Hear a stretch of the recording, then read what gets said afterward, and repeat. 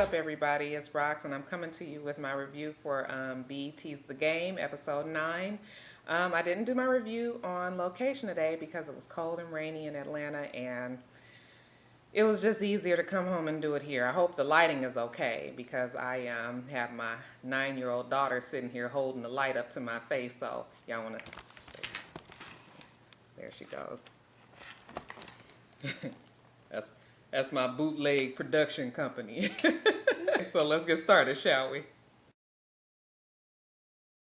So Melanie is having this dinner party with her parents in Derwin, and she is pretty anxious, pretty nervous, and is kind of wanting to make sure that the night goes smoothly. So she's telling Derwin to relax and make sure you just have a good time. In the past, her parents had never really been that accepting of her and Derwin's relationship, you know, because he was like a fledgling rookie, and no one knew how his career was going to turn out, and he was having this baby out of wedlock, and you know, I mean, that's normal for a parent to feel that way, I believe. So now that they're married, she wants to make a good impression. So her parents come over, and surprisingly, they're almost in love with Derwin. They are going on and on about the fact that he's given them a lot of money for their he's given a lot of charitable donations to foundations and organizations that they belong to. And they're very pleased with it. And Melanie is looking like she's very pleased with it. And Derwin is obviously very not even aware that this kind of transactions had even gone down. But he rolls with it. So, you know, it looks like the night is going to be successful from the way it started anyway. As the night goes on, you know, you can kind of just see that the night is all about Derwin. Derwin on the field. Derwin as his touchdown dance. Just everything Derwin. And Melanie is getting increasingly fed up with the whole conversation. Finally, she blows up when everybody is just sitting around on the couch talking, and it's just like, I get it, and everything is Derwin, and you know, it was just like her regular, insecure, unsure, never satisfied, what's another word, overprivileged, spoiled self. You know, you wanted your parents to accept this boy so much, and now that they did, you got a problem with it. I'm telling you, child, this child ain't never, ever, ever satisfied. Later on in the night, her mother is kind of helping cleaning up, and she has like this heart-to-heart with her mom and starts crying about how much she loves Derwin and how she's going to stand by him no matter what. And I didn't get it. It was just like, where is this coming from? You just went off on everybody because they was all in love with them. It looked like almost as much as you were, and all of a sudden, you now are extra supportive of them, and you know, it was just stupid. And somewhere along the conversation, her mom got it misconstrued and thought that she was pregnant. And instead of correcting her mother, she let her mother believe that she's pregnant because she wants attention. That's your typical Melanie. This child is just the most retarded ass child on this earth, but I'm just going to move on from them.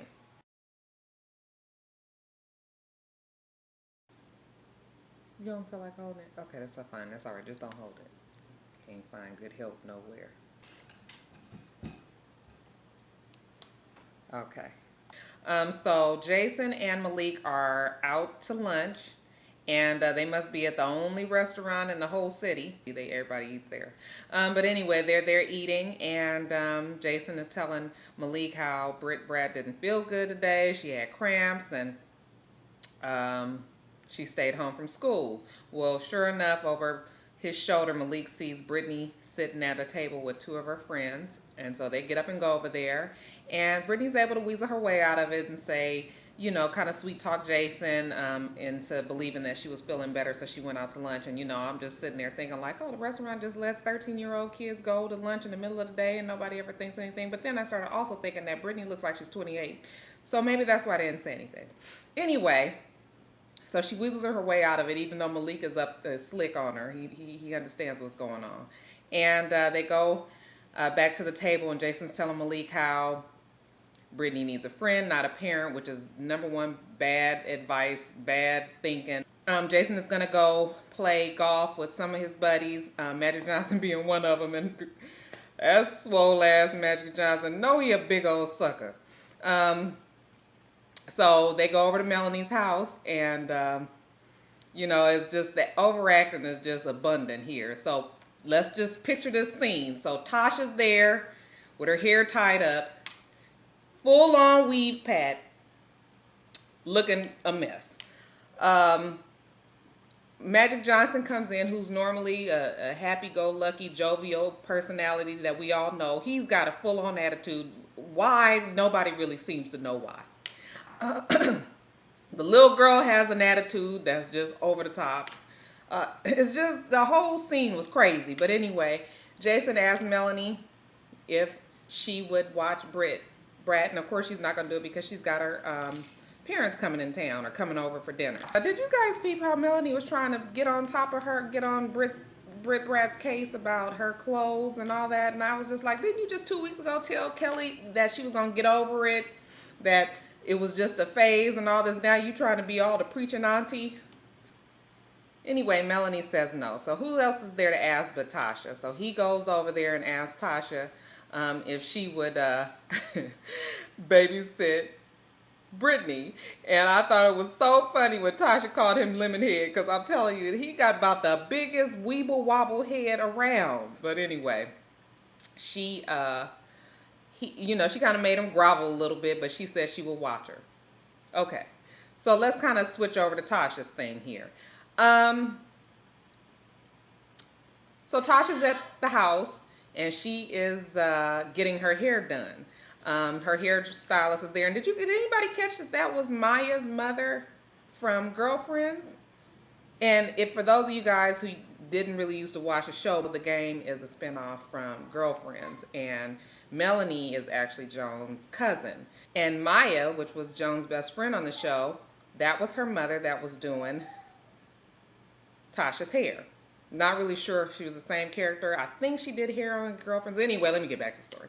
So she's getting her hair done, and you know, Brat's over there. She's on the computer. She's ordering up movies on iTunes, something to the tune of $200 and something. So Tasha tells her to get off the laptop. She tells her to get the Bible. More overacting to me, but anyway, go get the Bible and sit down here and read me some passages. And you know, that lasts for a few seconds. Then she decides to put the girl to work and make her clean up the house. In the meantime, Tasha's hair gets finished, and she's looking in the mirror. She's admiring herself, and she's telling the girl how cute that she thinks she looks and everything. And did anybody else notice that when she paid the hairstylist, she pulls out this big old roll of money that's in rubber bands? It's just like, how much did your hair cost? $10,000? Who else keeps their money in a roll of money like that? Do we not use wallets? I mean, that wasn't the most ghetto ad. I was just like, that ain't even really ghetto. That's like drug dealer. So ridiculous. Oh, just the level of hood-tastic retardedness on this show. Anyway, she pays the lady the $10,000, and I guess while she's in her purse, she realizes that something is missing. So Britt comes in the room, and she's like, you better give me my stuff back. And the girl's like, I don't have your stuff. And she said, you know good and damn well you have my stuff. And the little girl said, no, she don't have her stuff. And so they're going back and forth. When Jason comes to come pick up Brittany, y'all stay with me here, okay? Because it's going to move kind of fast. Tasha is trying to explain to Jason. She's like, she took my stuff. She took my stuff out of my purse, and she knows she has it. And the little girl's like, I know what she thinks. She thinks I took her weed. Now, did nobody else think that was strange, that the little girl would automatically jump to weed and not money? Like, if I'm accusing someone of taking something, well, if I was a little girl, I would have automatically assumed that it was money, not weed. You know, that was crazy to me. And then Jason's like, you had weed around my daughter? And I was thinking, like, if I was Tasha, I'd have been like, hell no, I didn't have no weed around your daughter. The shit was in my purse. And if the bitch had been in my purse and she would have took it, she wouldn't even have known that it was weed up in there. So no, I didn't have no weed around her. Oh, Lord, y'all, I'm telling y'all, this show ain't going to kill me. This show is not going to kill me. I'm telling you, it is not going to kill me. Jason is just like, you are not going to be around my daughter anymore. And if I would have been Tasha, I'd have been like, fine. I ain't got no reason to be around your daughter, old thieving ass heifer. Later on in the show, Jason is at the house with Brat, and you know, Brittany has decided just to take it upon herself that she's going to do whatever she want, when she want, how she want, at the time she wants to do it. So she's leaving out the house. Jason tells her she's not going. She's still kind of walking out. He grabs her purse. He goes through the purse and he realizes the weed is there. And I was just like, why you didn't do that back when you was at Tasha's house?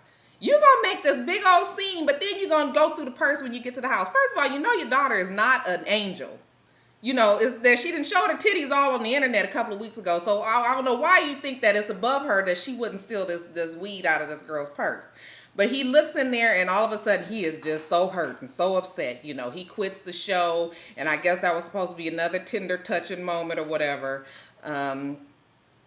That he's gonna be there for Brittany. But I'm thinking like the child is already two sheets to the wind. She ain't really worth a damn no more. No, I shouldn't say that.